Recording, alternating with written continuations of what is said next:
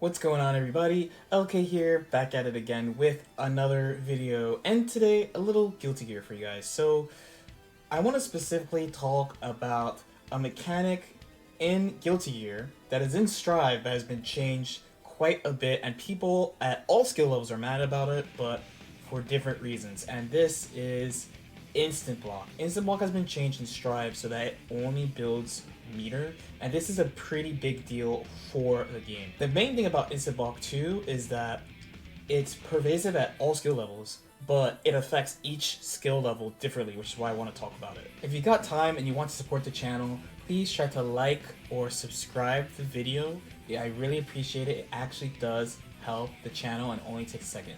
Thanks a lot. So, what actually happened to Instant Block? So, in Guilty Gear Strive, like Grand Blue Fantasy Versus, Instant Block only builds meter. So it looked like this. If you look at Slayer's meter, it's going up. It's basically just only doing that.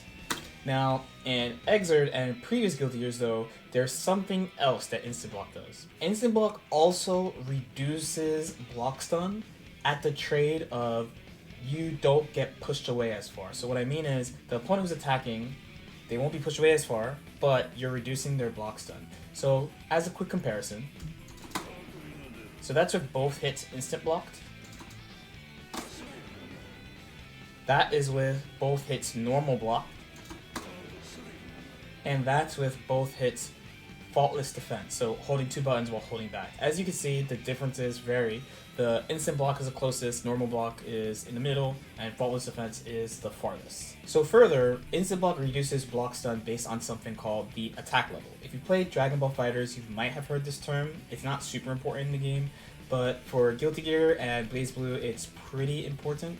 So as far as how much block stun you reduce, it depends on the level, and it's basically grouped into three groups: weak attacks, medium attacks, and strong attacks. So attack level 0 would be the weak attacks, 1 and 2 would be the medium attacks, 3 and 4 would be the strong attacks. For example, with Milia, this move and this move are all considered level 0, attack level 0. This Far Slash is attack level 1. 2S and 2D are both considered attack level 2. 6K, 6H, 2H, these are all attack level 3 moves. And her 5H is attack level 4. Depending on the attack level, you will reduce block stun by a different amount. Attack level 0 attacks reduce block stun by 2 frames. Then attack level 1 and 2 reduce block stun by 3 frames. So this and this. And attack level 3 and 4 reduce block stun by 4 frames. So how does this actually affect the game at all skill levels? So the first thing I'd want to talk about is when you're like starting Guilty Gear, Instant Block is a thing you could use to actually get you quite far ahead of other beginners, especially when you start applying it. A lot of like early responses to offense are instant blocking and doing something. So for example, instant blocking a jump in and countering with a throw. Another example would be instant blocking an air move and trying to counter with a throw. Another example would be instant blocking specific special moves and getting a bigger punish than you would normally get.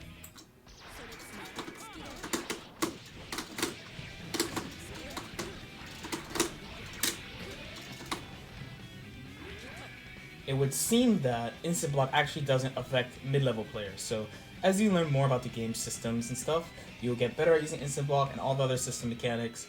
You gain more meter for using instant block in Exert and Strive. It's a pretty decent, important part of Strive.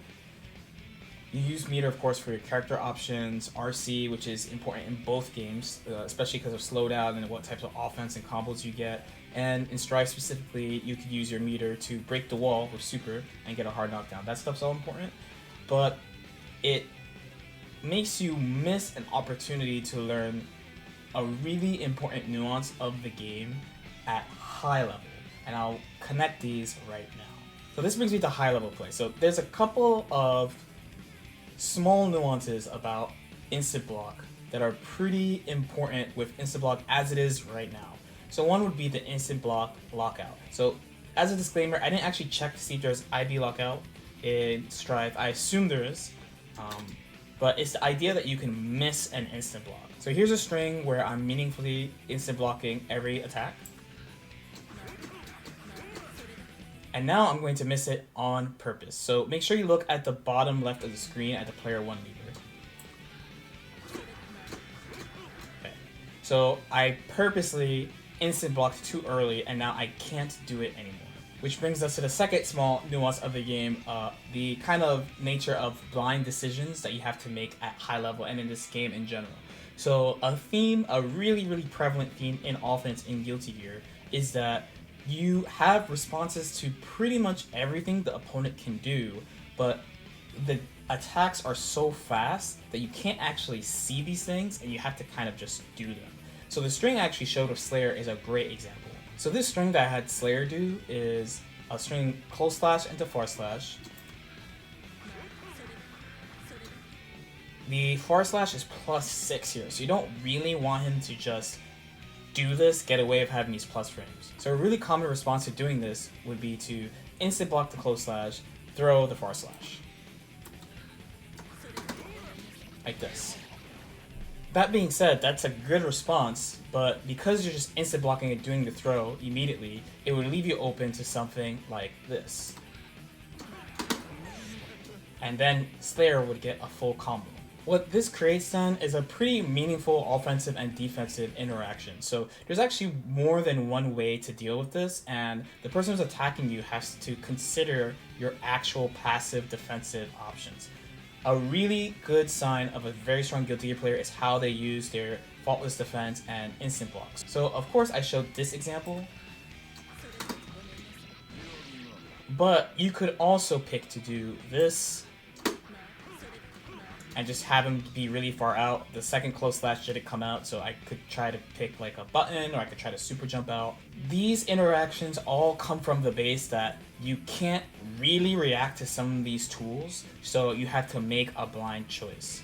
So by Strive taking out instant block, changing block stun, reducing block stun, it actually changes a significant dynamic of offense and defense. The game basically gets put around faultless defense and how much meter you have and what can you do about the specific gatherings. Now, there is some flexibility in the Strive offense, but on the defending side, there's not that much you can additionally do to like threaten them, as you know now. So you have faultless defense, which is quite strong. The pushback was much stronger, but the meter is also a lot too. So I feel like the devs' intention is to encourage you to IB so you get more opportunities to use FD and have FD just have more pushback.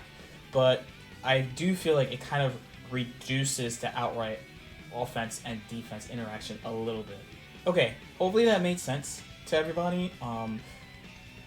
Little nuances of the game like this is really what sets apart like mid-level Guilty Gear players and high-level Guilty Gear players. Guilty Gear has a really common recurring theme of, yes, there's a response to everything, but you can't react to it, so you have to just do it. And instant block was a really big part of that. So them making it just about building meter only sort of makes me feel like it's constraining the game a little bit on the defensive side. But faultless defense is stronger, so maybe it'll work out. A lot of people are mad that they changed instant block like this at all levels, which is kind of why I wanted to break it down for anyone who has not played Guilty Gear or who's just starting. If you have any questions, definitely feel free to leave them in the comments. Again, like and subscribe if you feel like it, and I'll see you next time. Peace out.